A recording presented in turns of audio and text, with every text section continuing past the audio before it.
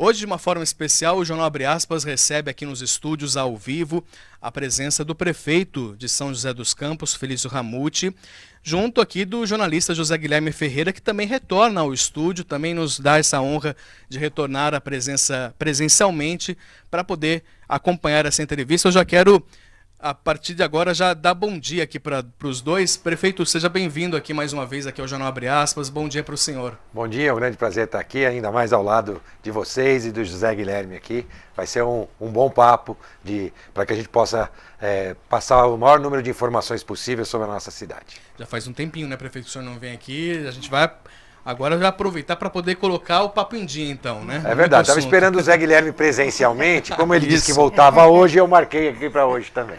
Muito bom. Bom dia, Zé. Bom dia, Rodrigo. Olha, ontem a cidade de São José dos Campos recebeu o título de Cidade Inteligente do Brasil. O título certificado pela ABNT, Associação Brasileira de Normas Técnicas, foi anunciado em um evento organizado pela Prefeitura. E quem estava lá acompanhando o evento é o repórter Matheus Andrade, que você vai acompanhar agora a reportagem com as imagens de Pedro Bavuso. São José dos Campos tornou-se a primeira cidade inteligente do Brasil. O título foi certificado na manhã desta quarta-feira pela Associação Brasileira de Normas Técnicas, a ABNT, em parceria com o Parque Tecnológico, durante um evento organizado pela Prefeitura.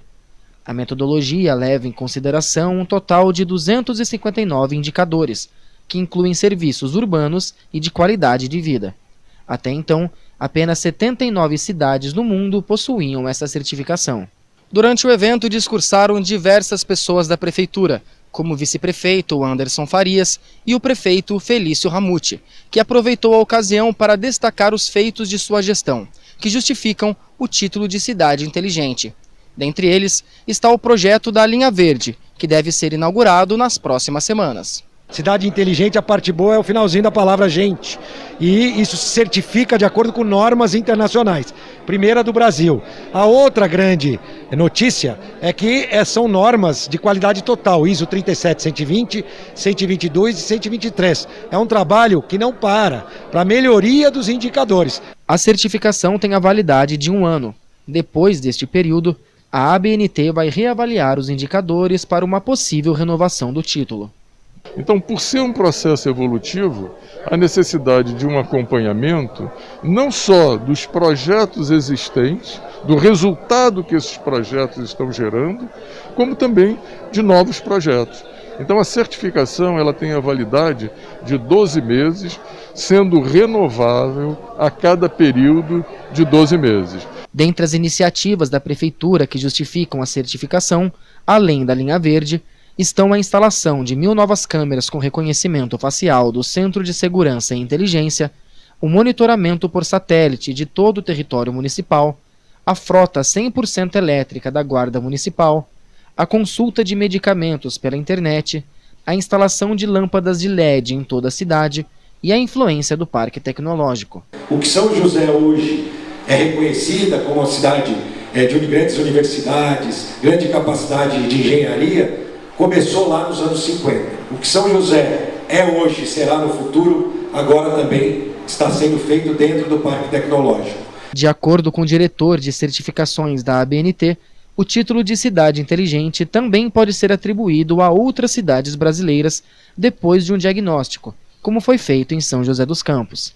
Eu tenho certeza absoluta que com esse pioneirismo de São José dos Campos, outros municípios vão procurar adotar todas a análise dos indicadores dessas normas no intuito de preservar também a sua cultura, preservar o seu dinamismo e dar, uma satisfação, aos seus cidadãos. Muito bem.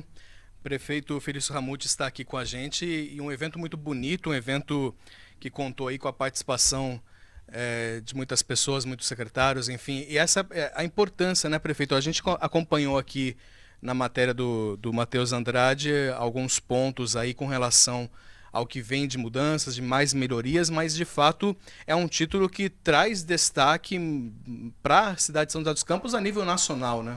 Sem dúvida, coloca a cidade em evidência, isso é bom, porque porque pode atrair investimentos, geração de emprego e renda. Um grande diagnóstico e essa certificação, como dito, por 3 normas. Mas a parte mais interessante, primeiro é deixar claro que cidade inteligente, a maior preocupação é essa parte final da palavra, essa palavrinha final que é gente. São as ações que nós fazemos para melhorar a vida das pessoas, para cuidar da nossa gente. E a segunda parte interessante é que é um projeto de melhoria contínua, ou seja, nós fomos certificados, daqui a um ano tem essa recertificação e a cidade tem que avançar, alcançando indicadores que não alcançou e não deixando nenhum indicador para trás. Então é um processo contínuo, tenho certeza que São José não só já é a primeira cidade, mas no futuro será a cidade que manteve essa certificação pelo mais longo período. Esse é o desafio agora. Prefeito, muita gente associa cidade inteligente com tecnologia. E não é necessariamente isso, né? Quer dizer, na verdade, é uma rede de ações tendo como pano de fundo a tecnologia como ferramenta, não é isso? E que justamente só funciona, só é inteligente se garantir qualidade de vida e inclusão, não é isso? Perfeito. Na verdade, são 3 normas. As normas falam, uma delas é de sustentabilidade, e aqui tem o aspecto social, econômico e ambiental. A outra fala de resiliência, que é a capacidade da cidade de vencer os obstáculos. E uma terceira de qualidade de vida. O que permeia tudo isso pode ser a tecnologia ou não. A avaliação é dos serviços, né? Como a gente consegue oferecer serviços para a cidade. E como eu disse, né, a gente tem o título de cidade inteligente, mas reconhece que tem muito por fazer. E ali a gente consegue ter um norte, porque tem indicadores que a cidade não alcançou e terá a oportunidade de fazer um trabalho para que a gente possa ampliar os impactos sociais e ambientais destas normatizações. Dentro desse conjunto de ações, a gente vê que a linha verde tem um papel importante, né? Porque ela é um novo modelo urbanístico de sustentabilidade, de promoção da economia, enfim, ela carrega, ela é um símbolo, podemos dizer assim, dessas iniciativas de cidade inteligente, né? A gente teve notícia aí que vocês queriam inaugurar a linha verde até o fim do mês, mas parece que não vai dar. É isso mesmo? O que tem acontecido? Tem muita crítica da oposição em relação a esses adiamentos, né? O que acontece, prefeito? Mas é isso mesmo. A linha verde é muito emblemática porque ela é um processo que envolve gestão ambiental, urbanização, né, e qualidade de vida. E ela já teve reflexos até positivos, né, antes dela ficar pronta. E um deles foi que a eletromobilidade deu tão certo para o cidadão, porque nós estamos já operando os veículos num projeto piloto, que nós resolvemos transformar a cidade inteira em eletromobilidade no transporte público. Ou seja, nós seremos a primeira cidade a ter uma frota 100% elétrica. Agora, a obra da linha verde, é fato, acabou atrasando, né? Mas atrasa a obra quem faz obra. Quem não faz obra, né? Eu lembro de uma gestão que não faz muito tempo atrás, né? A única grande obra que fez foi transformar uma avenida em meia avenida, né? Chamavam de 9 de julho, chamaram ela de 4,5 de julho, né? Depois de transformada. Aí é fácil, aí nenhuma obra vai atrasar. Porque quando a gente executa pouco, a gente atrasa pouco. Quem está fazendo obra na sua casa, ou os próprios construtores que eu converso diariamente, sabe das dificuldades ao longo da pandemia na aquisição de matérias-primas, materiais, e isso levou, claro, a gente a atrasar principalmente a linha verde. Como é uma obra que está todo mundo tão ansioso para ver ela funcionando, de fato, ela não deve ser entregue na sua totalidade até o final do mês. Nós terminamos a primeira estação, um primeiro trecho, que é um trecho que vai servir de modelo para o restante dos trechos. Mas nos próximos meses a obra vai ser entregue e também agora ela já teve, vamos dizer assim, um belo filho, que foi a aceitação da população pela eletromobilidade, pelos ônibus elétricos, ar-condicionado, carregador de USB, e nós já transformamos isso para toda a cidade através da licitação do transporte público 100% elétrico. Eu vou aproveitar esse gancho desse filhote aí. Vamos dizer que esse novo modelo do transporte anunciado pela Prefeitura, diante de de toda essa novela Itapemirim, né, a prefeitura anunciou aí um novo modelo para o transporte. E esse modelo surpreendeu muita gente, e, entre aspas, aqui disseram até que é meio estatização, prefeito. Como que o senhor vê, como que se encaixa esse modelo dentro de um pensamento moderno de gestão? Primeiro, o modelo é o mesmo, ele se manteve, que é o modelo onde a gente divide. Primeiro, assim, o que está acontecendo com o transporte público no Brasil todo e no mundo até? Eu sou vice-presidente de mobilidade da Frente Nacional de Prefeitos e todas as cidades têm tido uma dificuldade grande com esse modelo arcaico das concessões. Veio a questão dos transportes por aplicativo, depois a pandemia, isso afetou muito o transporte público. A parte boa é que pode ser um novo momento para que a gente possa escrever um novo modelo. São José saiu na frente e desenhou um modelo onde a gente separava a concessão da operação com o dinheiro, a venda dos tickets e o controle das catracas. Hoje é tudo feito por uma única empresa na nossa cidade e na grande maioria das cidades do Brasil. Nós resolvemos inovar nesse sentido. Mudamos o modelo, fizemos uma licitação, por 2 vezes não veio ninguém, por uma 3ª vez apareceu a Itapemirim, que ganhou a licitação, mas também não entregou aquilo que se comprometeu, imediatamente nós rescindimos o contrato. O que nós fizemos agora foi avançar mais no mesmo modelo. A única diferença é que ao invés de uma concessão para operar e comprar os veículos, nós separamos para 2 empresas. Uma que fornecerá os veículos com abastecimento de energia, inclusive, manutenção preventiva e corretiva, e uma outra empresa que vai operar de fato os veículos. Então aqui não tem absolutamente nada de estatizante. É uma locação dos veículos? Sim, isso é uma locação de veículos elétricos, 100% elétricos, com o fornecimento da energia já incluído na locação, manutenção corretiva e preventiva. E uma outra empresa que será licitada para operar esses veículos. É aquele que vai ser quem vai contratar os motoristas, quem vai lavar os ônibus, quem vai ter as garagens. Então, na verdade, ela segue o mesmo modelo desde o início. Nós só subdividimos. Quem vai cuidar dos motoristas? Quer dizer, há uma preocupação muito grande, né, em relação a essa mão de obra. Eles são apreensivos, não só os motoristas, mas os cobradores, diante da modernidade do sistema, de cartões, enfim. Como é que fica a situação de motoristas e cobradores? Olha, isso já aconteceu há 12 anos atrás, quando nós tínhamos uma empresa e outras 3 empresas ganharam. É natural que quem assuma contrate aqueles funcionários que já estão. Isso não pode ser, não pode colocar no contrato. Se pudesse, a gente colocaria. Mas é uma questão natural. As empresas que ganham a operação assumem essa mão de obra. O que aconteceu ao longo dos últimos anos, os próprios cobradores já têm acompanhado isso, houveram muitos cobradores que se transformaram em motoristas, né, nas empresas atuais, e outros cobradores que acabaram deixando o sistema substituídos por outro tipo de mão de obra. Nas próprias empresas. Elas mesmas encontraram soluções de custos mais acessíveis para as empresas operarem.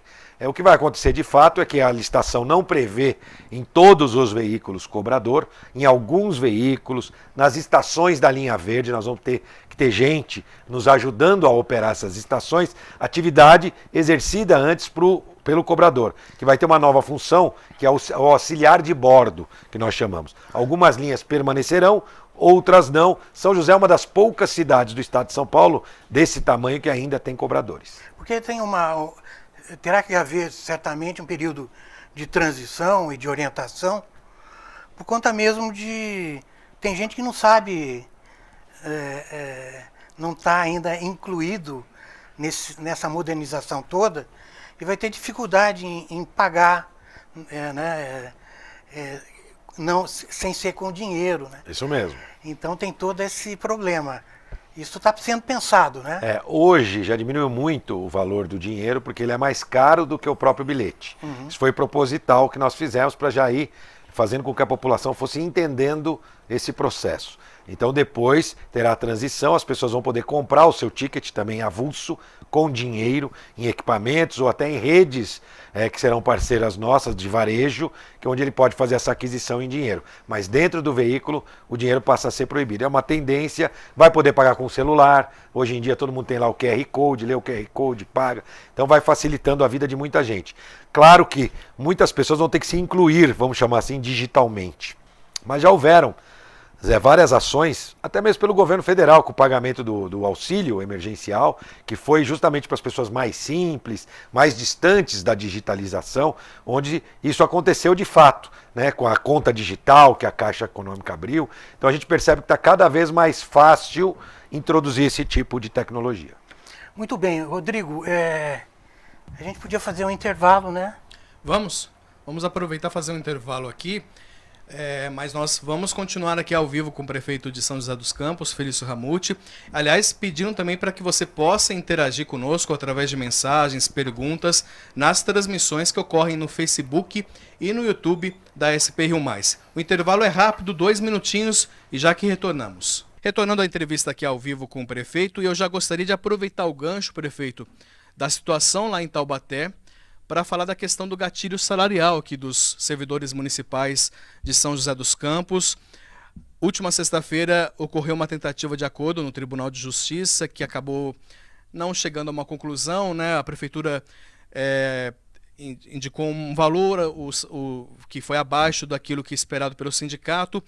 O sindicato já marcou uma nova paralisação aí para a próxima quinta-feira. Como é que está a situação? Como é que está esse andamento do caso? Como solucionar essa questão, prefeito? Olha, Rodrigo, existe uma lei do gatilho desde 1993 na nossa cidade. Por isso que a gente não tem qualquer tipo de discussão em relação a reajuste, porque essa é uma lei que já foi, como eu disse, instituída há muito tempo e que facilita essa perspectiva do servidor e da prefeitura ao fazer, inclusive, o seu orçamento. O que aconteceu é que a lei 173 do governo federal congelou esse tipo de reajuste ao longo da pandemia. Então, no período da pandemia, esse reajuste foi proibido de ser feito pelo governo municipal. Quando foi o início de janeiro desse ano, passou a contar de novo a inflação. O que é o gatilho para quem está acompanhando? O gatilho é assim, quando a inflação chega em 5%, automaticamente, sem discussão, né, os nossos servidores já recebem esta correção salarial nos seus salários do mês seguinte. Vai se acumulando, se isso acontecer durante 3 vezes no ano, eles têm esse reajuste 3 vezes no ano. Ao longo até 2020, até março de 2020, antes da pandemia, esse percentual estava por volta de 2,5%. Veio a pandemia, a lei que proibiu qualquer tipo de aumento, que deixou de ter validade a partir de janeiro. Somando agora a inflação de janeiro, fevereiro e este mês de março, provavelmente já vai exceder os 5%. Portanto, a prefeitura em abril pagará o gatilho conforme sempre pagou, desconsiderando esse período o qual a lei 173 proibia qualquer tipo de ajuste. O que o sindicato quer fazer é receber o retroativo. A lei não prevê isso e a gente não entende que é isso que o Tribunal de Contas, que já, inclusive, fez um parecer, autoriza. Inclusive, o próprio sindicato entrou na justiça no meio da pandemia porque queria receber o gatilho. E a justiça julgou uma liminar já dizendo para ele, não, isso só vai descongelar a partir de janeiro, ainda que derrubando a liminar, mas não fazendo o julgamento de mérito. E o que aconteceu no Tribunal de Justiça, para concluir, na verdade não tem nada a ver com percentual ou não percentual. Foi em relação à greve, né? Vale lembrar, e aqui o Zé Guilherme, vamos falar um pouquinho também daqui a pouco sobre democracia, né? A greve é um direito do servidor. Só que nós entramos na Justiça, né, pedindo um percentual mínimo de trabalho. O que aconteceu foi que a Justiça determinou 100% dos funcionários trabalhando no dia anunciado pela greve. Infelizmente, o sindicato não cumpriu a decisão judicial, inclusive, né, que determinava que 100% dos servidores estivessem presentes no dia da greve. Isso é antidemocracia, isso é um ato antidemocrático, quando você não respeita um poder, no caso, o poder judiciário. A prefeitura, eu posso até discordar de decisões judiciais, mas as cumpro rigorosamente. Qualquer tipo de ato antidemocrático deve ser repudiado por todos. Inclusive o próprio presidente da República, quando ele anuncia que não vai cumprir uma ordem judicial, ele só fala que não vai cumprir. O pessoal já acusa ele de ser antidemocrático. Agora, quando um sindicato, de fato, não cumpre uma ordem judicial, nada se diz. Para mim é um ato claro antidemocrático. O direito à greve está preservado, mas no caso o judiciário foi muito claro, houve um desrespeito ao judiciário por parte do sindicato. Sabe o que o sindicato tem dito? que a cidade conseguiu se preservar muito bem durante a pandemia e tem muito dinheiro em caixa, e a prefeitura podia, num gesto de boa vontade, melhorar esses indicativos, independente da lei. Né? Tendo em vista que, se você pensar claramente, houve nesse período uma inflação. É lógico que todo o país contribuiu para que o governo federal pudesse agir para atender os mais prejudicados. Né? Como que o senhor vê essa questão do caixa bom da prefeitura, que vocês mesmos fazem questão de ressaltar? Claro. Eu acho o papel do sindicato é esse. Ele tem que brigar pelos seus servidores. No caso, o sindicato dos servidores. Esse é o papel deles. Mas no mínimo, falta de sensibilidade social, ao meu ver. Já que ao longo da pandemia, não foram só os servidores que tiveram impacto, né? Foram os empresários, imagina o setor de eventos. Imagina, se o setor de eventos quiser aumentar os seus preços, né, triplicar seus preços por conta de não ter faturado. Turismo, o cidadão comum. Né, então é uma falta de sensibilidade, ao meu ver, ao não perceber que vários setores, né, acabaram perdendo ao longo da pandemia. Seria melhor que ninguém perdesse. Né? Mas o que aconteceu foi isso ao longo da pandemia. Eu sou servidor público também. Ao longo da pandemia, meu salário também não foi reajustado, dos nossos secretários, enfim. Falta de sensibilidade, ao meu ver, e o fato da gestão administrar bem os recursos, nada tem a ver com a possibilidade de fazer aumentos fora da possibilidade futura da prefeitura. O dinheiro que nós temos hoje é para cumprir compromissos, inclusive com o próprio Instituto de Previdência, que também é do servidor. Eu ia te perguntar isso. Tem gente que diz que... Gente não, um documento do Instituto, um documento público, que você pode verificar no site do Instituto de Previdência dos Servidores Municipais, está lá um atraso de repasse de quase 250 milhões. Não é? Tem gente que fala que isso é um calote, prefeito. É isso que algumas pessoas da oposição querem fazer as pessoas acreditar. Um erro aí, Zé. Não se trata de... O que acontece? Não se trata de falta de repasse. Todo repasse patronal foi feito. Diferente do governo do PT, não há nenhuma falta de repasse patronal. O que há é o déficit do Instituto. Não tem nenhuma falta. Mas a prefeitura tinha que... Isso, todo percentual... porque é obrigação da prefeitura, que é o patronal, foi rigorosamente pago. Portanto, quando você fala do repasse, na verdade isso não existe. O que existe é que após o repasse, que é feito rigorosamente pela prefeitura, existe, pelos cálculos atuariais, a necessidade do complemento de recursos para o Instituto. Esses complementos, de fato, não foram feitos ao longo da pandemia e tivemos ainda mais uma situação.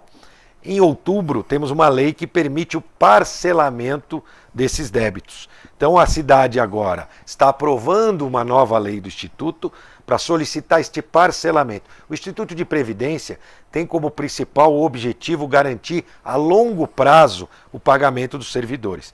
O parcelamento não deixa de beneficiar o Instituto, porque ele não precisa de dinheiro hoje, ele precisa de dinheiro ao longo dos anos. O parcelamento vai ao encontro disso. Então nós queremos usar deste parcelamento para poder fazer com que o Instituto esteja 100% correto a sua relação com a prefeitura. Primeiro deixar claro, não houve nenhum calote de repasse.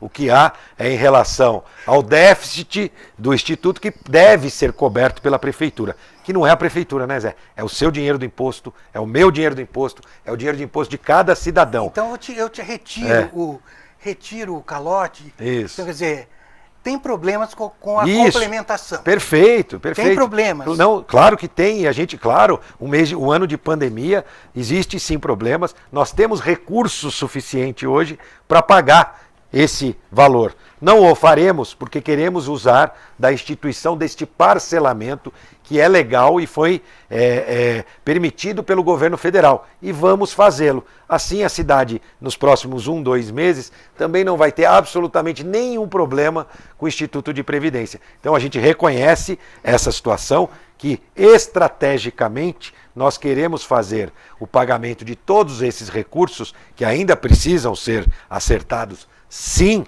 através do parcelamento. É bom para o Instituto e é bom para a Prefeitura, ou seja, é bom para o cidadão. Rodrigo, você tem uma questão de licitação, né? Tem a licitação do lixo, né? Na verdade, é uma questão que vem causando aí preocupação também por parte de alguns munícipes, mas me parece, prefeito, que já tem uma definição da retomada, né, da concessão. É verdade, eu fico me lembrando aqui, Rodrigo, quando você fala de lixo, eu lembro quando a gente assumiu, né, a empresa atual, o governo devia 20 milhões para a empresa, Zé, e no dia 15 de dezembro, antes de eu assumir, depois deles já perderem a eleição, eles fizeram um acordo com a empresa de pagar, adivinha a partir de quando? De janeiro, né? E a empresa prestando um péssimo serviço. Hoje o serviço mais bem avaliado da cidade é a coleta de lixo, onde mostra que nós sabemos fazer essa gestão. Eu já fui presidente da Urban, estou muito atento para essas coisas, e nós fizemos uma nova licitação de coleta. E foi um fenômeno, porque a licitação parou, inclusive, na justiça, por conta de uma juíza aqui de São José, que achou que o preço estava barato demais. Olha só a que ponto chegamos, né? Então, ela aceitou a reclamação de uma empresa, dizendo que o preço que nós colocamos lá estava muito barato, né? E parou a licitação por conta disso. Foi para o Tribunal de Justiça, o Tribunal de Justiça entendeu que, obviamente, não havia motivo nenhum para parar a licitação e ela vai ser reaberta amanhã com a etapa de lances. Olha que nem começou os lances ainda. Se eu não me engano, tem 8 ou 9 empresas que já quiseram pagar esse preço mais barato, aliás, fazer o serviço e receber esse preço que, segundo a juíza, seria inexequível. Essas empresas já se colocaram à disposição e ainda vai ter uma disputa de preços aí entre elas. Muitas empresas boas, pelo que eu vi, né, porque já foi publicada as empresas que se pré-classificaram para a etapa de lances. Então, o que a gente quer é qualidade do serviço, né, para que a gente continue atendendo bem a população. O serviço melhora, tem uma série de melhorias que nós colocamos no novo edital da coleta de lixo. Então, agora estamos liberados. Pena que isso atrasa, a empresa atual gosta, porque ela está recebendo um valor para continuar mantendo, apesar de ela prestar um bom serviço para a cidade, mas lamentavelmente às vezes a justiça trava. Agora, como eu disse, ordem judicial a gente tem que cumprir. Eu vou aproveitar esse gancho para... O senhor tem, durante toda a sua gestão, aí, enfrentado muitos problemas de judicialização de temas, dos mais variados, né? E, ao mesmo tempo, o senhor tem esse discurso de defesa das licitações e do rigor do cumprimento das determinações judiciais. Eu queria que o senhor fizesse uma avaliação desse fenômeno da judicialização das causas, que nunca se senta para conversar antes de levar o problema para a justiça. Existem ritos, na verdade, que têm que ser cumpridos, e quando envolve licitação, envolve interesses econômicos, financeiros e políticos. O que a gente viveu, o que eu vivi quando fui secretário, em outros governos, mais precisamente no governo do Cury, o início de um processo de judicialização da política. Né? Para fazer política, usa-se o judiciário. A oposição entrando com coisas, com o objetivo de parar uma licitação, complicar um serviço, atrasar uma determinada prestação de serviço. Sem olhar para a cidade, mas olhando dessa judicialização da política. Agora nós vivemos mais um fenômeno, Zé, que é a politização do judiciário. Tem mais esse também. Então, a gente tem a judicialização da política e agora a politização do judiciário. Dois problemas graves, mas como representante do Poder Executivo, né, a gente cumpre as ordens judiciais, mas eu não tenho a dúvida que isso dificulta, atrapalha, mas está dentro da regra do jogo, está dentro do direito das pessoas de ficar parando licitação. O que eu sempre defendo é assim, tem que ser ágil. A justiça tem que ser cada vez mais ágil. Nós temos um caso aqui, que é o caso do banhado. Está na mesa da juíza, faz trocentos anos, e ali gente correndo perigo de vida, porque ali a gente tem perigo de incêndio, ali que já tem um laudo do Corpo de Bombeiros, pessoal vivendo em condição insalubre, e a justiça não toma uma decisão. A pior decisão é aquela que não é tomada. Isso atrasa o gestor público que quer fazer. Há um distanciamento vamos dizer assim, no conforto do ar-condicionado do judiciário e do dia a dia das pessoas nas ruas. Eu vivo o dia a dia das pessoas. O judiciário está muito distante disso e não tem a sensibilidade para ver o timing que as decisões têm que ser tomadas. No caso do banhado, por exemplo, se houver uma decisão negativa, aliás, é a mesma juíza que parou a licitação do lixo, nós vamos lá para o Tribunal de Justiça, que foi o que a gente fez na licitação da coleta de lixo, e lá nós vamos buscar uma outra instância, como a lei prevê. E tenho certeza que se o banhado tiver uma decisão contra a cidade, né, lá no Tribunal de Justiça isso vai ser reformado. Mas para isso a gente precisa da decisão da Justiça local. Rodrigo, eu vou voltar um pouquinho na cidade inteligente. Cidade inteligente, disseram que o prefeito vai usar isso para alavancar a sua candidatura a governador. É isso, né, Rodrigo? No nosso site, aliás, a gente até pegou uma entrevista lá que o senhor negou, né, que a certificação seja uma vitrine, mas assumiu que muita coisa ali pode ser exportada para o Estado, né? E eu queria até puxar essa questão e claro, não tem como não evitar de comentar sobre esse prazo. A gente sabe que existe um prazo para que o senhor possa dar a resposta, mas me parece... Eu vou aproveitar, Rodrigo. Sabe que o jornalista gosta de um furo, né? Sim, sem dúvida, claro. Então a gente tem aqui mais alguns minutos. Uhum. Hoje eu acho que eu estou com furo na meia, serve? E o senhor pode aproveitar aqui para dizer se vai ou não vai aceitar o convite do Gilberto Kassab. Direto e reto. Ainda tenho algumas conversas. Eu, por exemplo, hoje vou estar com o sindicato... A gente sabia que ia escapar, né? Vou estar com o Sindicato dos Comerciários hoje, também com a Associação de Engenheiros e Arquitetos ao longo da semana, para concluir esse processo de conversar com as pessoas. Já tive com a associação, com mais de 50 presidentes de associação Amigos de Bairro. Agora, eu preciso dizer a você que eu tenho recebido muito mais apoio do que as pessoas dizendo para eu não fazer. Eu tenho recebido muito mais. Ainda existem algumas pessoas que querem com muito carinho dizer para mim, olha, Felício, tenta outra coisa, vai ser deputado federal, é mais fácil. Aí eu tento explicar que isso não é uma decisão para ser mais fácil ou mais difícil. Primeiro tem que ser algo que eu acredito que eu possa ajudar. Segundo, tem que ser algo que possa ajudar a cidade e a região, a visibilidade da cidade e da região. Então eu tenho escutado um pouco de tudo e ainda preciso concluir esse processo para tomar minha decisão final. Então não vai ser aqui agora. Não vai ser aqui agora. Infelizmente não vamos ter esse furo, mas sobre a cidade inteligente, né? Não, eu queria saber o seguinte... Mas quer que eu fale sobre a cidade inteligente, dessa questão da... A cidade inteligente é um reconhecimento... na verdade, através de uma metodologia internacional, de um trabalho feito ao longo de muitos anos, inclusive não só da minha gestão, não. Isso inclui trabalhos feitos por outras gestões, né? Inclusive que estão lá nos indicadores. Agora, este reconhecimento de como a cidade avançou... O senhor reconhece a Emanuel...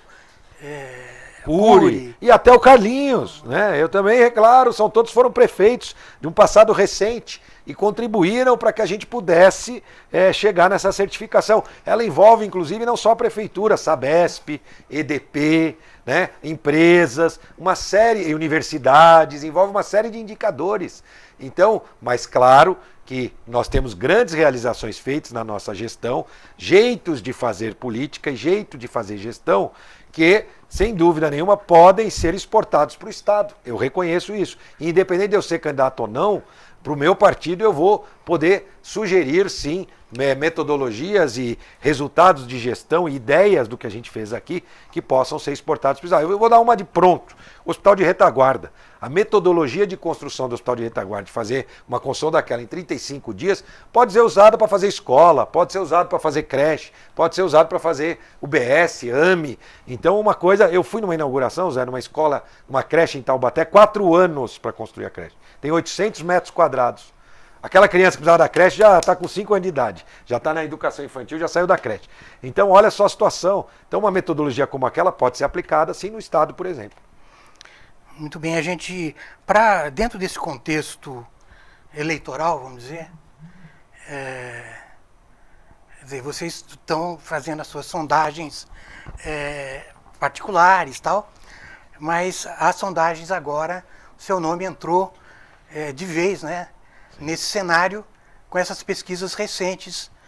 E só para ficar num dado, para a gente não falar muito desses números, a gente tem assim, 86% ainda não conhecem Felício Ramute, né?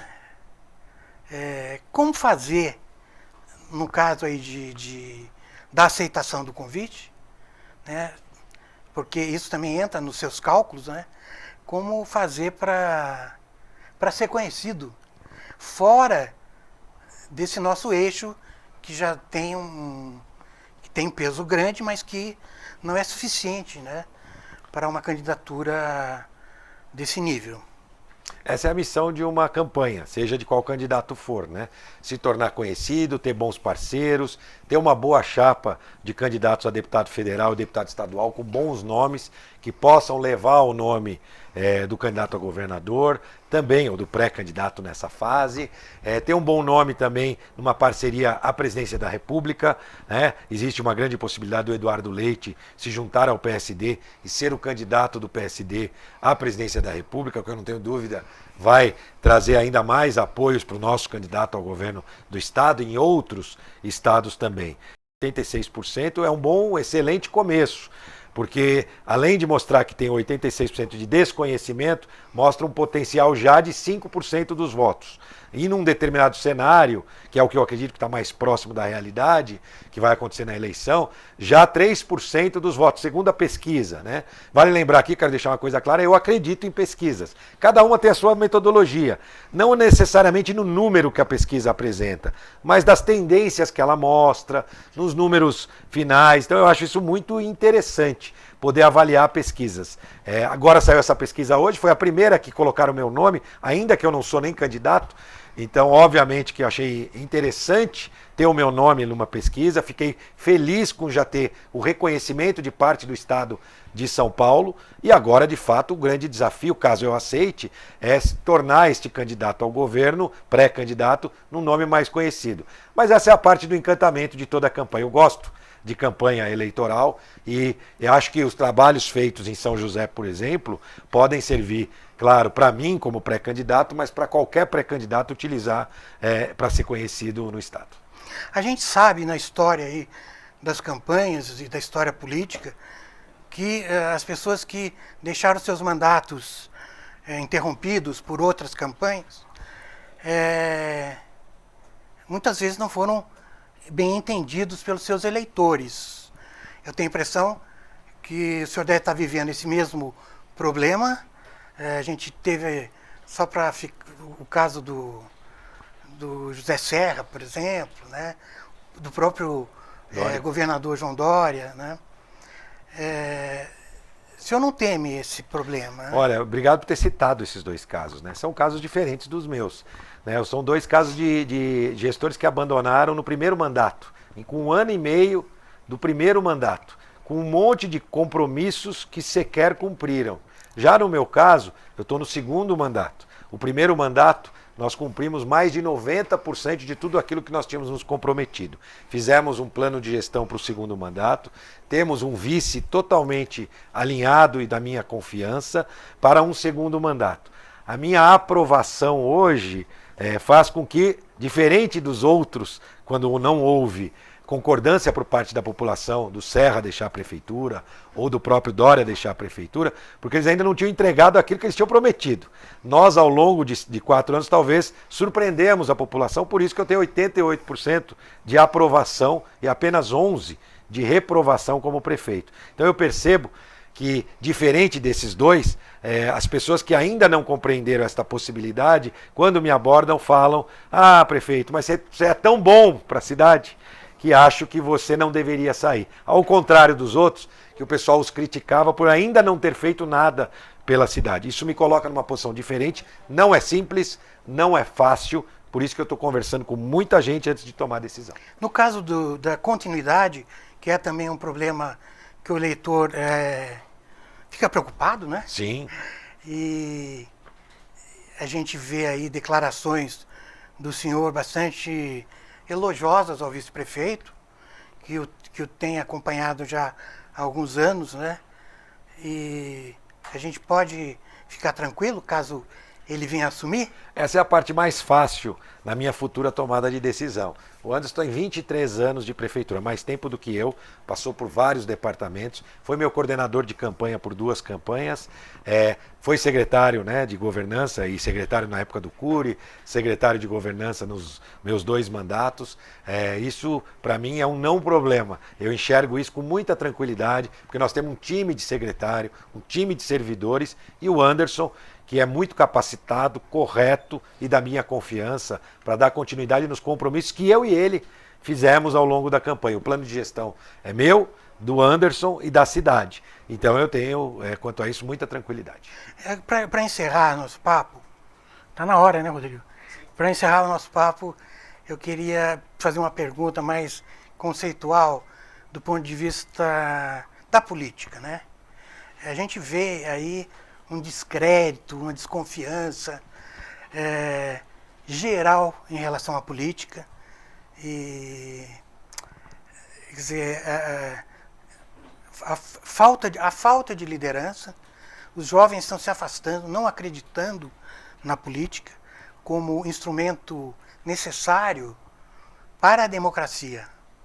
Eu queria que o senhor fizesse uma reflexão final sobre isso. Olha, Zé, acho que nessa campanha presidencial os jovens vão se afastar ainda mais, porque eu prevejo uma campanha de baixo nível, né, entre os 2 candidatos polarizados, e isso eu acho que vai afastar ainda mais jovens. Minha filha tem 15 anos e ela está tentando fazer o convencimento dos colegas para se filiarem. Aliás, desculpa, para tirarem o título de eleitor, né? Ela tirou o título de eleitor dela, né? E realmente eles não têm muito interesse em relação a isso. Mas vou te contar um caso de hoje, e às vezes é um caso, mas faz toda a diferença para um político, né? Hoje eu fui entregar a UTI do Hospital Clínica Sul, né? Um hospital que não tinha UTIs e a partir de hoje tem 10 UTIs que já estão funcionando.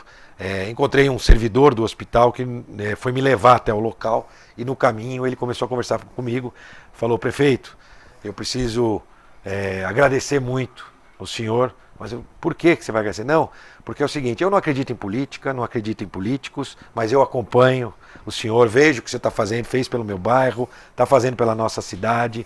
Então, eu quero que o senhor saiba que o senhor tem meu apoio para aquilo que o senhor desejar fazer. E ele frisou umas 3 vezes que não gosta de política, não acompanha político.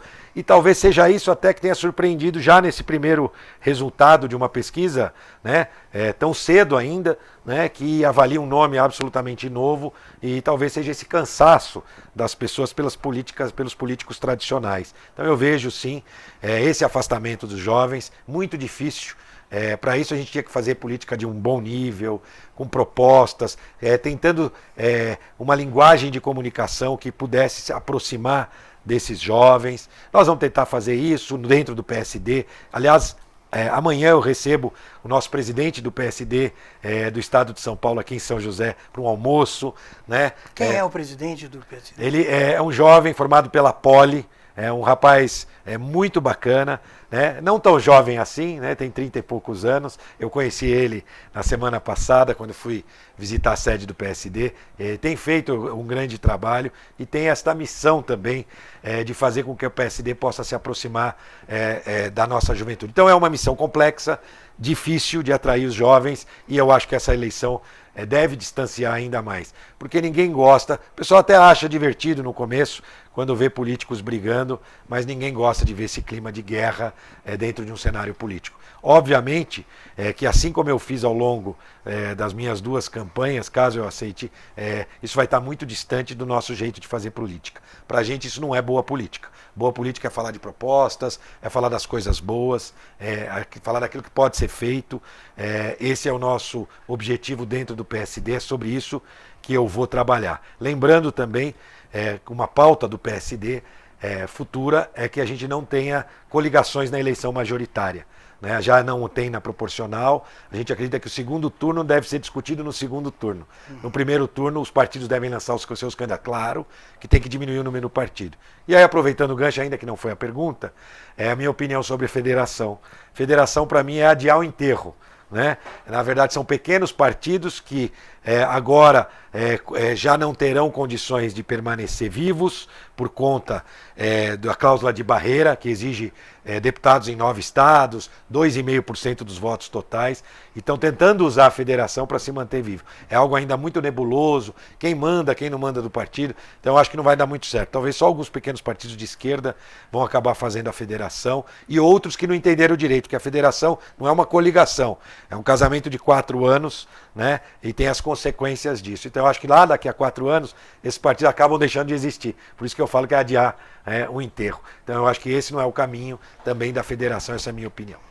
Muito bem, a gente agradece a sua participação aqui.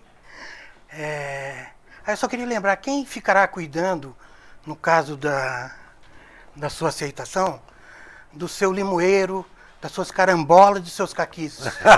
Boa pergunta. Sem dúvida, uma futura campanha, seja quem for o candidato, uma campanha ao governo do estado requer muito trabalho e dedicação. Mas não tenho dúvida, tem a Aparecida, que é uma apaixonada, que nos ajuda em casa, que cuida bem das carambolas, aqui a Vanessa. Vai regar. Né? Então, a gente tem muita gente que tem amor por aquele pomar e pelos frutos que ele dá. Muito bem, agradecer, prefeito, pela sua vinda aqui, casa aberta, sempre bem-vindo, e vamos acompanhando até dia 2 de abril, estaremos acompanhando atentos aí a possibilidade aí de termos ou não um candidato ao governo do estado aqui da nossa região. Muito obrigado, prefeito. Eu que agradeço a oportunidade, obrigado a vocês e a vocês que nos acompanharam.